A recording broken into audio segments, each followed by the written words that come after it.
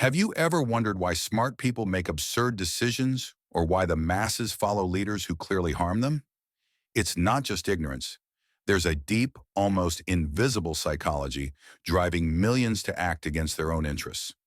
In this video, we'll explore the hidden laws of human stupidity according to two brilliant thinkers, Carlo Cipolla and Giancarlo Livraghi.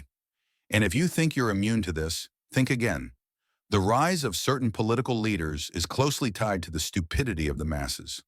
Walter Pitkin, an American professor, wrote A Short History of Human Stupidity, a book that, despite its title, spans over 300 pages. He justified this by saying a lifetime wouldn't be enough for such a vast topic.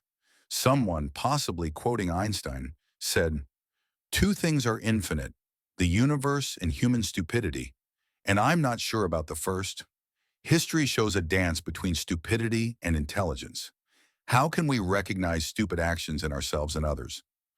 Samuel Clemens, aka Mark Twain, said it's sometimes better to stay quiet and seem foolish than to speak and confirm it. In 1976, Italian historian and economist Carlo Cipolla published an article proposing 5 laws of human stupidity. Cipolla's 5 laws of stupidity 1. Everyone underestimates the number of stupid people. There are always more than you think. 2. Stupidity is independent of other traits. It's not tied to education, wealth, or social status. It's evenly distributed across all groups. Cipolla said you'll find the same proportion of stupid people in elite circles, among cannibals, in monasteries, or anywhere else. 3. A stupid person causes harm to others without benefiting themselves, or even harms themselves. This is the core definition of stupidity. The word stupidity comes from the Latin stupere, to be stunned, evolving to mean a lack of intelligence or poor judgment. Meanwhile, intelligence comes from intelligere, to choose between, referring to understanding reality and solving problems effectively. 4. Non-stupid people underestimate the destructive power of stupid ones. They often forget that associating with stupid people is a costly mistake. 5. A stupid person is the most dangerous type of person. Unlike intelligent people, whose actions are predictable, or even malicious people, whose logic can be anticipated, stupid people act erratically, making them more dangerous. Cipolla categorizes people into 4 types. The unfortunate. Their actions harm themselves but benefit others. The intelligent. Their actions benefit both themselves and others. The malicious. They gain by harming others.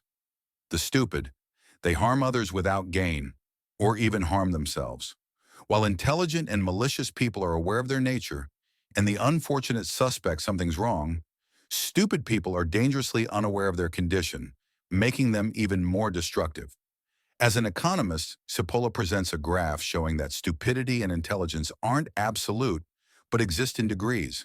A person can mix traits, like being intelligent yet ruthless or malicious and stupid, depending on their behavior.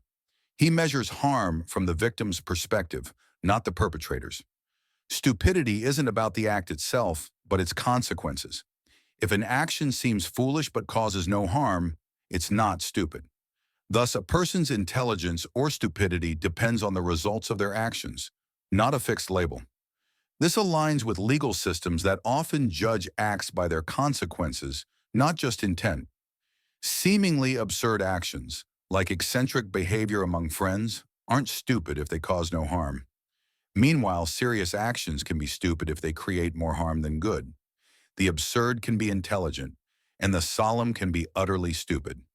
Writer Giancarlo Livraghi expands on Cipolla's ideas in his book, The Power of Stupidity, exploring stupidity's societal impact through corollaries, logical conclusions from prior analysis.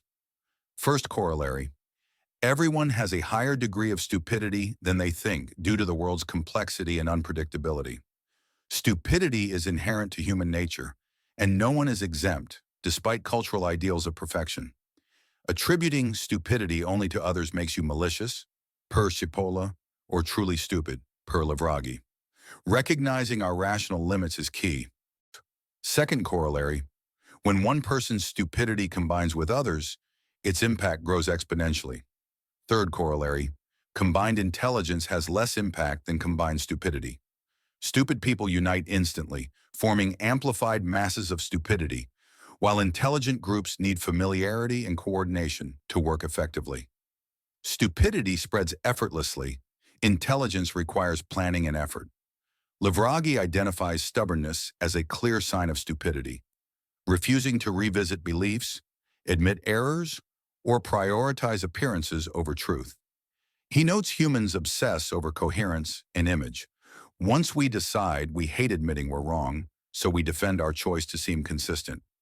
This ties to Leon Festinger's cognitive dissonance theory, where we feel discomfort holding conflicting beliefs and justify contradictions instead of changing our stance. Livraghi also notes that persuasive books by stupid people can gain traction, explaining why even a fool can become a philosopher or Nobel laureate. He cites Pliny's claim that drowned women float face down to hide their genitals, while men float face up. This absurd idea was repeated unquestioned until the 10th century, showing how stupidity persists. Why do smart people act stupidly? Psychologist Robert Sternberg, in his article, Why Smart People Can Be So Stupid, says it's not just stupid people who act foolishly.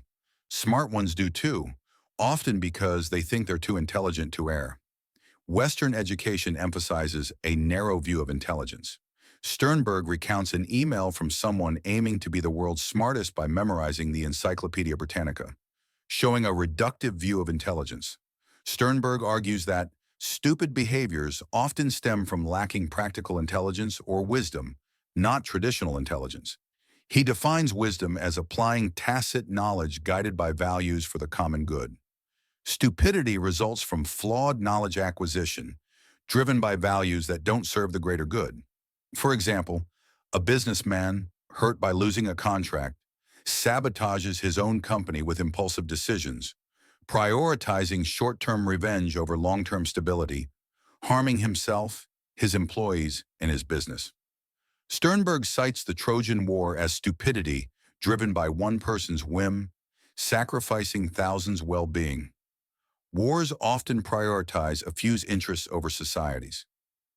Wisdom balances personal and collective interests, unlike practical intelligence, which focuses on self-benefit. A genius villain may be academically and practically intelligent, but not wise. Sternberg lists 5 cognitive distortions leading smart people to act stupidly. 1. Excessive positivism, feeling so smart and powerful that consequences, especially long-term, are ignored. 2. Egocentrism, focusing only on personal interests, neglecting responsibility to others.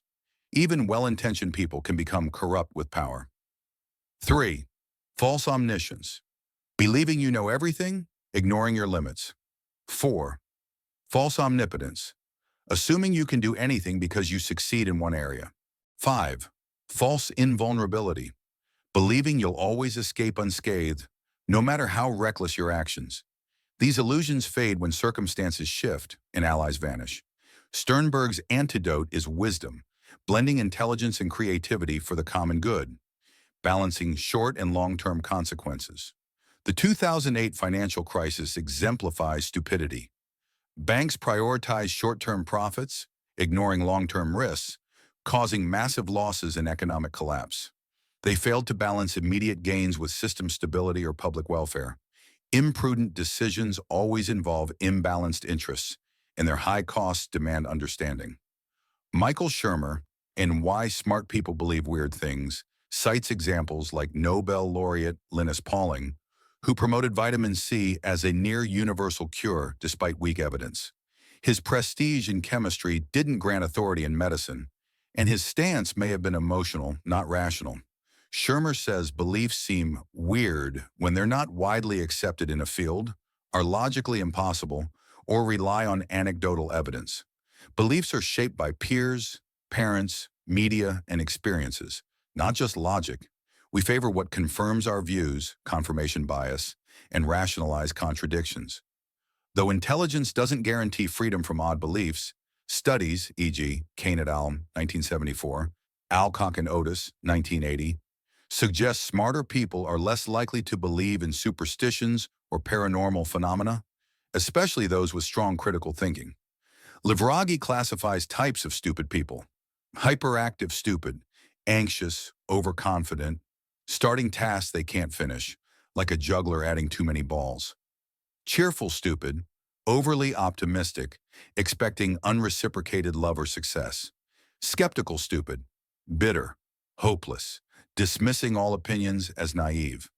Guilty stupid, believing everything stems from their actions or inaction. Important stupid, thinking they're socially superior, becoming despotic to subordinates. How to combat stupidity. Mark Twain cleverly responded to an anonymous letter calling him an idiot by noting he'd received many unsigned letters, but this was the first signature without a letter.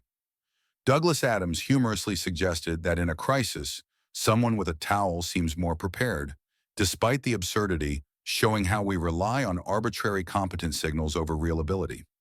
To avoid others' stupidity, a 2015 study from Eötvös Loránd University in Budapest suggests learning to detect it by understanding its causes. 1. Distraction, lowest level. Not focusing enough on relevant tasks, pursuing goals half-heartedly. 2. Lack of self-control, medium level.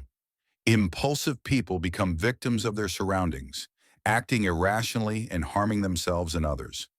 3. Ignorance with overconfidence, most dangerous. Taking big risks without knowledge or skills, unable to handle catastrophic failures.